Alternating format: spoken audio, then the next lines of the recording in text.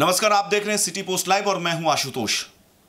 कहते हैं कि लोग दुनिया में कहीं पे भी चले जाएं लेकिन अपनी मिट्टी की खुशबू को नहीं भूल सकते। मेरे साथ आज ऐसी ही शख्सियत है जो उत्तर प्रदेश के कानपुर से अमेरिका के शिकागो तक की सफर तय किया है। मेरे साथ है संहिता अग्निहोत्री जी, जिन्होंने अपने आप को खुद को एक हिंदुस्तानी के तौर पे अमेरिका में एक अच्छे बिजनेसमैन के तौर पे एस्टैब्लिश किया है। इसी वर्ष उनको प्रधानमंत्री के द्वारा बेस्ट प्रवासी का अवार्ड दिया गया है। हम उनसे बात करेंगे उनके सफर के बारे में, उनके अचीवमेंट्स के बारे में। मैम, सबसे पहले बहुत बहुत स्वागत है आपका सिटी पोस्ट लाइव में। नमस्कार। आपको बेस्ट एनआरआई का अवार्ड ऑनरेबल प्राइम मिनिस्टर के द्वारा दिया गया है, क्या कहेंगे सबसे पहले तो इस पर कुछ प्रतिक्रिया दीजिए। मुझे तो कभी उम्मीद भी नहीं थी कि जिस देश को मैं 27 साल पहले छोड़कर चली गई थी वहाँ मैं दोबारा मुझे सम्मानित किया जाएगा। काम तो मैं बहुत करती हूँ हिंदुस्तान में, लेकिन सम्मान की अपेक्षा नहीं थी मुझे। तो मुझे मतलब मैं गौरवान्वित महसूस कर रही हूँ। कितना बसता है हिंदुस्तान आपके दिल में, क्योंकि आप आपने खुद कहा कि 27 वर्ष हो गए लगभग आपको देश को छोड़े हुए, तो और बहुत सारी एक्टिविटीज़ हैं जो इंडिया के लिए आप करती हैं, इंडिया में करती हैं यहाँ के लोगों के लिए, तो कितना बसता है हिंदुस्तान और क्या हिंदुस्तान कितना बदला है 27 साल पहले का हिंदुस्तान और अब का हिंदुस्तान? जब मैं 27 साल पहले हिंदुस्तान छोड़ के गई थी तो मेरा हिंदुस्तान छोड़ने का कभी मन नहीं था। मुझे हिंदुस्तान, हिंदी, अपने लोग, खाना, यहाँ की हवा, मुझे सब बहुत पसंद है। लेकिन कुछ मजबूरी थी इसलिए मुझे छोड़ के जाना पड़ा। तो मैं अपना दिल यहीं छोड़ गई। हिंदुस्तान में मेरा दिल हमेशा, मैंने कभी भी अमेरिका उतना अच्छा एंजॉय नहीं किया क्योंकि वहाँ सिर्फ स्ट्रगल था। बहुत साल तक तो होश ही नहीं था कि ज़िंदगी क्या होती। बस ये था कि 2 वक्त की रोटी, एक ठीक ठाक घर और एक अच्छी ज़िंदगी के लिए बस लड़ाई लड़ते रहे। तो जब वो लड़ाई ख़त्म हुई कि अब चलो ठीक है, स्टेबल हो गए, तो फिर मैं हिंदुस्तान आ गई। अब मैं यहाँ काम करती हूँ। तो मैं देख रहा था कि आपके अचीवमेंट्स की लिस्ट देख रहा था, कई सारे अवार्ड्स आपको मिले हुए हैं। तो कैसे इस उम्र में इतनी सारी चीज़ें कैसे मैनेज कर लेती हैं आप? इतने सारे अवार्ड्स, इतना मेहनत, इतनी समाज सेवा, सोशल सर्विस। मैंने एक मुकाम ठीक ठाक पैसे मेरे बन गए वहाँ पे अमेरिका में। तो मैंने सोचा कि मुझे अब उस मिट्टी के लिए कुछ करना चाहिए जिस मिट्टी ने मुझे बहुत दिया है। तो इसलिए और मुझे अच्छा भी बहुत लगता था हिंदुस्तान। तो मैं यहाँ आ गई और यहाँ आकर के मैंने देखा कि केवल एक NGO के माध्यम से ही हम लोगों की हेल्प कर सकते हैं, क्योंकि मुझे सोसाइटी ने बहुत दिया था। मेरी जो मुझे मिलना चाहिए था उससे भी बहुत ज़्यादा। तो मेरा मन करता था कि स्पेशली लड़कियों और औरतों के लिए मेरा काम करने का बहुत मन था। तो मैंने यहाँ पे एक NGO खोली और काम करना शुरू किया। एक तो चूँकि आपका जो लाइट हाउस फाउंडेशन है, ये आप शिकागो अमेरिका से रन करती हैं, ऑपरेट वहीं से होता है और इंडिया में ये काम करती है, तमाम मुद्दों पे दोनों देशों में करती है। तो वहाँ पे समाज सेवा या सोशल सर्विस जिसको कहते हैं, वहाँ पे ज़्यादा ईजी है, आसान है, या इंडिया में ज़्यादा आसान है?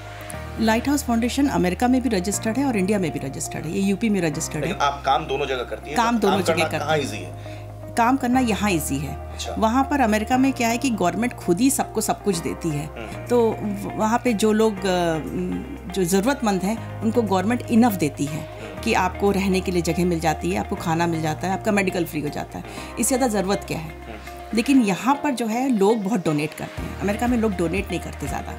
वहाँ $100 देना भी ना बहुत मुश्किल काम होती है, बहुत मुश्किल काम होता है। मतलब 7,000 रुपये देने के लिए भी वो सोचते हैं कि शायद हम अपनी जेब में मतलब आपका ये कहना है कि हिंदुस्तानी ज़्यादा दिलदार होता है और वो सेवा भाव जो है वो हिंदुस्तानी में ज़्यादा होता है। दोनों चीज़ें हैं। यहाँ पर लोग दिलदार भी हैं और छोटे पैसे से लोगों की मदद भी हो जाती है। वहाँ पे $100-200 के लिए कोई नहीं आता, लेकिन यहाँ पर 2,000-1,500 रुपये देने के लिए लेने वाले लोग मिल जाते हैं। अभी हाल ही में आपने एक दिव्यांग फाउंडेशन करके एक NGO की स्थापना की, शुरुआत की है। तो पहली बात तो लोग जो ज़रूरतमंद है वो कैसे संपर्क कर सकते हैं? कोई ऐसा बहुत ज़्यादा लाचार है जिसको कहीं से सहायता नहीं मिल सकती है, तो ये थोड़ा सा बताइए। और ये इस सोसाइटी का काम क्या होगा ये बताइए।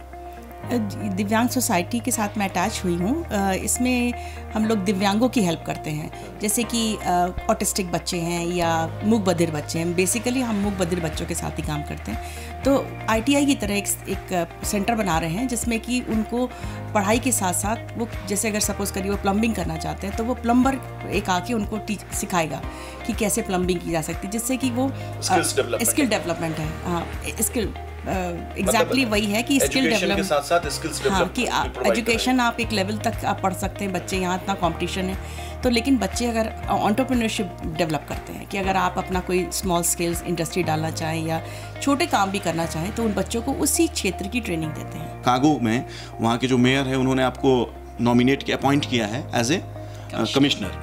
तो ये क्या जिम्मेदारी है, और एक इंडियन के लिए वहाँ के लोकल लोगों को लीड करना, नेतृत्व करना कितनी चुनौतीपूर्ण है? शिकागो मेयर हमारे रैम इमैनुअल ने मुझे अपॉइंट किया है as a commissioner for ward 43। तो हम इन कमिश्नर्स हमारे मतलब मेरा काम ये है कि मैं उस एरिया के अपने वार्ड 43 का सैनिटेशन उसका कि वो क्लीन रहे, और सिक्योरिटी कैमरा, फसाड, इन सब की जिम्मेदारी मेरी होती है। अगर वो कमर्शियल एरिया है पूरा, तो उनमें अगर कोई भी प्रॉब्लम होती है कि फ्लड हो गया या उनके यहाँ बर्गलरी हो गई, कोई भी चीज़, कोई भी प्रॉब्लम आती है, इंक्लूडिंग कि उनको अपना सामान बाहर रखना, जिसको हम लोग साइड बॉक्स सेल कहते हैं, इसका परमिट लेना, सिटी से लाइसेंस की प्रॉब्लम, ये सारा जिम्मेदारी मेरी होती है। तो ये बहुत इंपॉर्टेंट और अच्छी पोस्ट है। तो कितनी चुनौती आती है इसमें आपको? नहीं, इसमें चैलेंजेस नहीं, बस काम बहुत करना पड़ता है। चलिए, एक आखिरी प्रश्न है मेरा कि इतना बड़ा संगठन आप दो बड़े देशों में चला रही हैं, इसके लिए आर्थिक सहायता कहाँ से आती है? क्योंकि चूंकि जाहिर सी बात है, लोगों के मन में एक शंका आएगा कि कहाँ से चला रही है इतने बड़े संगठन को, तो उस पर आप एक बार स्पष्टीकरण दे दीजिए। अमेरिका में फंडिंग जो है वो गवर्नमेंट्स के थ्रू होती है, और उसके लिए बहुत हैसल है। तो मैंने कभी भी उस लफड़े में नहीं पड़ी। मैं जितनी मेरी पॉकेट अलाउ करती है मैं उतना करती हूँ। आप खुद अपने जेब मैं खुद अपनी जेब से देती हूँ। मैं जैसे कि मुस्लिम्स में ज़कात होता है कि आपने अपनी इनकम का 10% दिया, हम अब भी एक फ़िगर बना रखी है कि अगर मुझे 10 रुपये मिले पूरे साल भर में, तो मैं उसका 10 रुपये का 2 रुपये डोनेशन करती हूँ। चलिए, सिटी पोस्ट लाइव से बात करने के लिए आपको बहुत बहुत शुक्रिया, और भविष्य के लिए आपको बहुत बहुत शुभकामनाएं। Thank you. तो ये थी मेरे साथ प्रसिद्ध समाजसेवी संहिता अग्निहोत्री, जो रहती तो विदेशों में है लेकिन उनके दिल में हिंदुस्तान बसता है। अगले एपिसोड में फिर किसी नए दिग्गज के साथ आपसे मुलाकात होगी। तब तक के लिए देश और दुनिया की खबरों के लिए पढ़ते रहिए, देखते रहिए सिटी पोस्ट लाइव।